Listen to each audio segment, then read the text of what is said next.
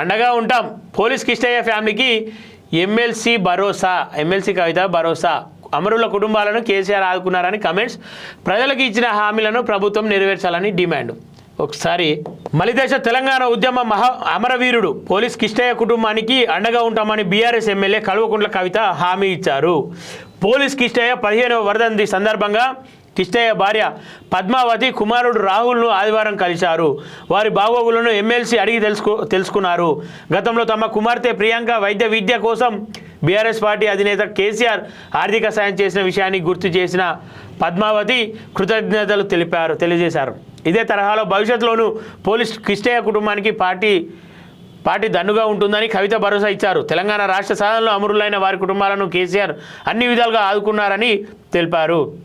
అమరవీరులు కుటుంబాలకు కాంగ్రెస్ ఇచ్చిన అన్ని హామీలను అమలు చేయాలని డిమాండ్ చేశారు.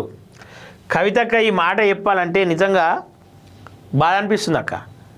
అమరవీరుల కుటుంబాలను కేసీఆర్ ఏడాడుకుండు.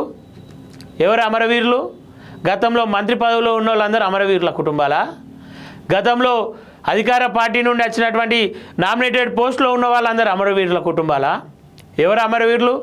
ఎమ్మెల్యే టికెట్లు పొందిన వాళ్ళు అమరవీరులా? మీ పార్టీ నుండి ఎవరిని ఆదుకుండు కేసీఆర్? కేవలం అమరవీరుల కుటుంబాల నుండి నష్టం పార్టీకి కలుగుతుందని చెప్పేసి పోలీస్ కిష్టయ్య కుటుంబాన్ని అడ్డం పెట్టుకొని వైద్య ఖర్చులకు ఇస్తున్నామని చెప్పేసి దొంగ నాటకాలు ఆడి ఆ రోజు మీరు పోలీస్ కిష్టయ్య కుమార్తెకు వైద్యం కోసం మేము అన్ని విధాలుగా సహాయం చేస్తున్నామని చెప్పేసి మీ స్వార్థం కోసం మాత్రమే వాళ్ళను దగ్గరికి పిలుచుకురని చెప్పేసి మర్చిపోతురా? ఏడాదుకురాక ఏ రోజు మీరు తెలంగాణలో ఓడిపోవడానికి కారణం ఏంది? అటు నిరుద్యోగులను పట్టించుకోలేరు, ఇటు అమరవీరులను పట్టించుకోలేరు.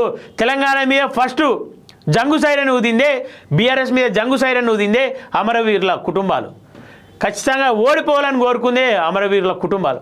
కేసీఆర్ వస్తే మా పాలన మారుతుందని చెప్పేసి గతంలో అనుకుంటే కేసీఆర్ పోతేనే అమరవీరుల కుటుంబాలకు న్యాయం జరుగుతుందని ప్రస్తుతం అనుకొని మిమ్మల్ని ఓడగొట్టిరు. అమరవీరుల కుటుంబాల త్యాగాలను ఎవరూ గుర్తించలేరు. నువ్వు నీ స్వార్థం కోసం పేపర్ల కటౌట్ల కోసం మాత్రమే అమరవీరుల కుటుంబాలని చెప్పి చెప్తున్నావు. ఆ అర్హత కూడా బీఆర్ఎస్కి లేదు. కాంగ్రెస్ ప్రభుత్వం ఇప్పుడు హామీలు ఇచ్చింది, అది నెరవేర్చకపోతే కాంగ్రెస్ పరిస్థితి కూడా ఇంతే ఉంటుంది. అమరవీరుల కుటుంబాలతో ఆడుకుంటున్నారు గత ప్రభుత్వం, ఆడుకున్నది. ఈ ప్రభుత్వమైనా ఏదైతే హామీలు ఇచ్చిందో హామీలు నెరవేర్చకపోతే ఈ ప్రభుత్వానికి అదే గతి పడుతుంది. ఎవరైనా సరే తెలంగాణను కొట్లాడి తెచ్చుకున్న అమరవీరులు కావచ్చు, కొట్లాడి తెచ్చుకున్న వీరులు కావచ్చు, ఇంకా ఎంతమంది లేరు తెలంగాణలో? ఎంతమందిని గుర్తించినావు?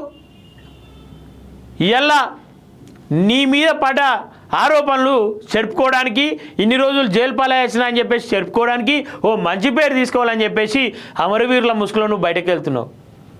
కంచాయిలేకి ఫోన్ చేసామని చెప్పేసి కంచాయిలే గతంలో ఒక సభలో చెప్పిండుగా, ఎవరికి మీరు మంచి చేసిర్రు అని చెప్పి చెప్పుకుంటే ఎవరికి మంచి చేసిర్రు అని మీరు ప్రశ్న వేసుకుంటే మీ చుట్టూ ఉన్న వాళ్ళకి తప్ప మీరు ఓలకి చేయలేరు.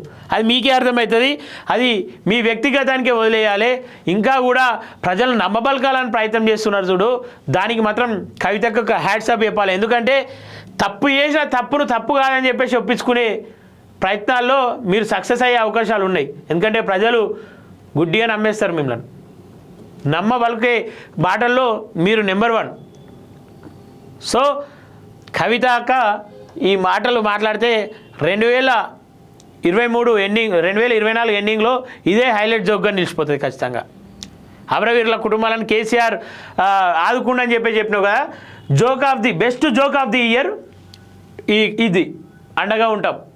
కవిత అక్క కేసీఆర్ ఇద్దరు అమరవీరుల కుటుంబాలకు అండగా ఉంటారు. ఇదే బెస్ట్ జోకు.